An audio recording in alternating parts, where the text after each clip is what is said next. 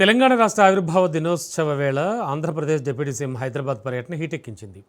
జనసేనాని పవన్ కళ్యాణ్ కీలక ప్రకటన చేశారు. తెలంగాణలో జనసేన పోటీ చేస్తుందని ప్రకటించారు. తెలంగాణలో తానే స్వయంగా తిరుగుతానని చెప్పుకొచ్చారు. జనసేనాని 12 ఏళ్లు భరించామని, ఇకపై జనసేన తెలంగాణలో కూడా పోటీ చేస్తుందన్నారు. ఏం చేస్తారో చేసుకోండి అంటూ ఆయన సవాల్ విసిరారు. తెలంగాణ దేశంలోనే అంతర్భాగం అని, దేశంలో తాను ఎక్కడైనా కాలు పెడతానని, వద్దు అనడానికి మీరెవరని పవన్ కళ్యాణ్ నిప్పులు చెరిగారు.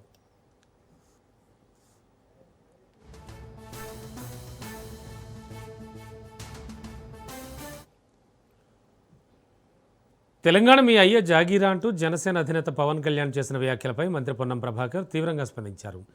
అవును మిస్టర్ పవన్, తెలంగాణ మా జాగిరే, 4 కోట్ల తెలంగాణ ప్రజల జాగిరే అని ఆయన సమాధానం చెప్పారు. పవన్ మాటల్లో అహంకారం ధ్వనిస్తోందని అన్నారు. తెలంగాణకు మద్దతుగా ఎప్పుడైనా పవన్ మాట్లాడారా?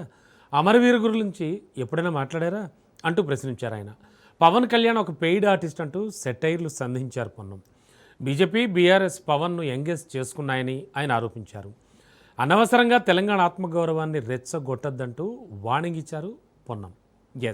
ఓవరాల్గా చూస్తే కనుక తెలంగాణలో జనసేననైతే ఒక రూట్ మ్యాప్ రెడీ చేశారు. అండ్ తాను స్వయంగా తెలంగాణలో తిరుగుతానంటున్నారు. అండ్ ఎవరేం చేస్తారో చేసుకోండి అంటూ కూడా సవాల్ విసిరారు. అండ్ పొత్తులతో కాదు, సింగిల్గానే వస్తానంటూ కూడా తేల్చెప్పారు. సో 2028 ఎన్నికల కోసం ఖచ్చితంగా జనసేన అయితే ఒక క్లియర్ కట్ రూట్ మ్యాప్ని అయితే సిద్ధం చేసింది అనిపిస్తోంది.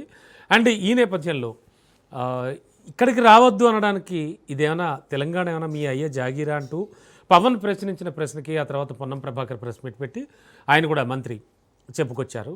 ఇది 4 కోట్ల మంది తెలంగాణ ప్రజల జాగిరే అంటూ మాట్లాడారు ఆయన.